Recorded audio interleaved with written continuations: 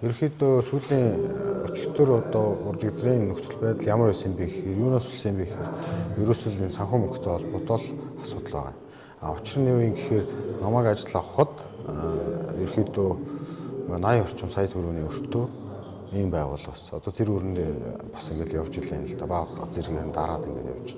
Яаж юм гэхээр одоо сардаа манайх нэг хэлбэлцэлтэй 81-ээс 92 сая төгрөгийн санхүүжилтийг сар болгон авдаг. Тэгээд цалингийнхын сан нь бол 108 сая 500 гарцсан байдаг байхгүй. Манайх нийтдээ 59 ажилтнтай. Тэгээд энэтэй холбоотой ур чадварын нэмэгдэл гээд 25% хүртэл ур чадвар өгдөг. Энэ дээр л одоо нөгөө нийгмийн даатгал одоо татвар энэ тентхийн шатхууны одоо шатхуун түгэх газрууд ийм үр төлбөр үүссэн байсан. Тэгээд тэргээд арахын тулд ур чадвараа багасгасан. Одоо зарим нэг албан агч нарт бол өгч чадаагүй юм асуудлаас манай албан агч нар одоо сошиал ертөнцөөр одоо мэдээлэл өгсөн хамгийн засаг даргатаа уулзах гэсэн тийм л үйл явдал болсон. Таны одоо удирдлага арга зүйтэй холбоотой бас нэлээд шүүмжил гарчлаа шүү дээ. Ажлын байран дээр ирдэггүй, арх сатуруулгундаа уудаг ч гэдэг юм уу тийм ээ.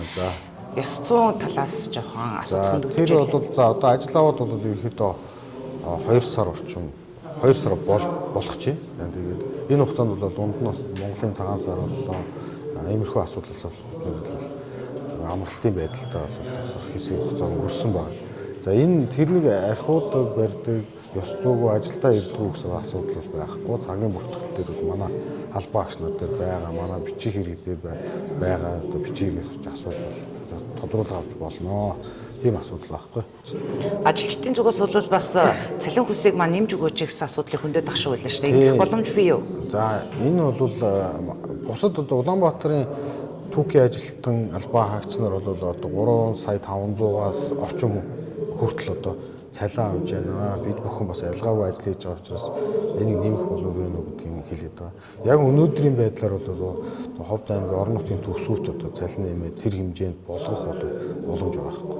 За одоо ирэх 6 сард тодтголын хурлууд болно, аймаг сумын тодтголын хурлууд болно. Энэ дээр бол байгууллагынхаа албан хаагч нарын одоо нийгмийн байдлыг сайжруулах, одоо тоног төхөөрөмжийг сайжруулах, төсөв мөнгөө нэмэх, цалин урамшуул нэмэх талаар бол оруулах хар төлөвлөлөөд юм а бэлтгэл байгаа юм шиг.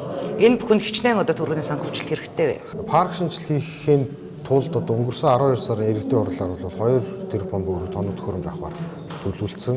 Тэрнээ тааруулаад одоо манайхаа хогны пүүкер авах, одоо кофш авах, илүү одоо сайн портер, орчин үеийн портерууд авах ийм ажлыг хийж байна. Тэрийг одоо хөгжлийн бодлогод өгсөн байна.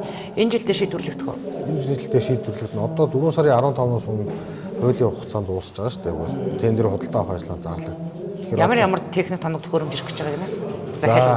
За хогийн төвлөрсөн цэг дээр ажиллах кош, бульдозер, 5 ширхэг пүүкер татагч, пүүкрүүд, дээрээс нь портер авахар одоо гэр ороолын хогийг ачихсан бол портер хэрэгтэй. Портер бол дөрвөн шуурхай явдаг, бензин шатхуун бага иддэг одоо унжаага хүндэж гэсэн эвтэйхэн гэж үүднээс иймэрхүү тоног төхөөрөмжүүд авахар шийдэж байгаа. Дээрээс нь зам талбай дээр ажиллах замын цэвэрлдэг тийм автомат машин авахар төлөвлөж байна. Одоо та нарт яг өнөөдрийн байдлаар ашиглагдж байгаа хичнээн техник хэрэгсэл байгаа. За нэг 50 ковш 6 одоо сүүхийн хог авдаг, одоо байрнуудын хог авдаг машинууд байна да. Бүгд ажиллаж байгаа. Тийм. 6 машин байна. За. Манай дээр бол бас та бүхэн сонирхоод ард иргэд ч гэдэг юм уу энэ хэвлэл мэдээллийн байгууллагууд одоо нэвтрүүлэг хийгээд манай байгууллагын хашаанд байгаа эвдэрсэн өмнөх онуудад эвдрээд ингээ ашиглаж чадахгүй байгаа тоног төхөөрөмжүүд их байгаа л да. Тэрийг бас сурвалжлуул та бүхнээс.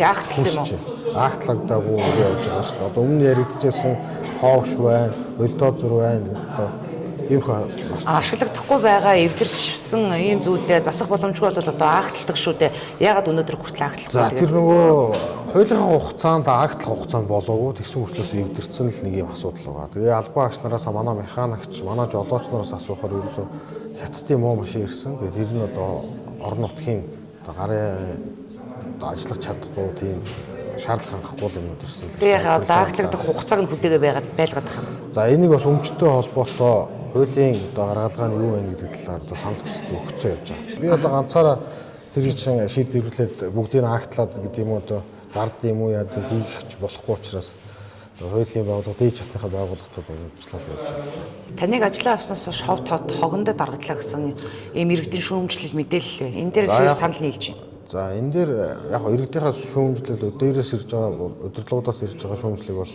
хүлээж авна. Энэ дээр бид нэр ямар менежменттэй ажиллах уу гэдгийг төлөвлөсөн гаргацсан ингэ явж байгаа. За тэр хогтой холбоотой асуудал бол одоо цагаан сартаа ачаал ихц. Одоо манайхан ч бас өөрсдөө цагаан сараар хийгээд баярлах эрэгтэй хүмүүс шүү дээ. Тэгээд энэ дээр жоохон алдаа дутагдал гарсан нь бол үнэн. Гэхдээ тэрийг одоо илүү цагаар ажиллах амар баярын өдрүүдээр нэмж ажиллуулах талаар бол алдаа дутагдал засаад ажилласан байна. Ажилчид ч бас ингээд эсэргүүцлээ илэрхийлээ цалин хөлсөө нэмэгдэх, нийгмийн одоо байдлаа сайжруулах гэдэг юм уу тий удирдлагынхаа одоо бас ажлыг тодорхой хэмжээнд хөрсгөр одоо шүүмжлэх ийм одоо зүйлийг ярьж хэлж байна ойрын өдрүүдэд. Тэгэхээр ажилчтай дотоод хурлаа зохион байгуулсан нь өөрөө ойлгуулж чадсан нь ажилчтай бас одоо ойлголцох ийм ойлголцлыг үүсгэж чадсан уу? Ерөнхийдөө ойлголцсон. Өчигдөр хурал хийгээд өглөө би бас энэ хурал эрдэнэ хурал эхлэхээс өмнө албан агч нартай хуралдаа яагаад ойлголцоод ажилдаа бүгдээрээ гараад одоо ажиллаа хийж байгаа.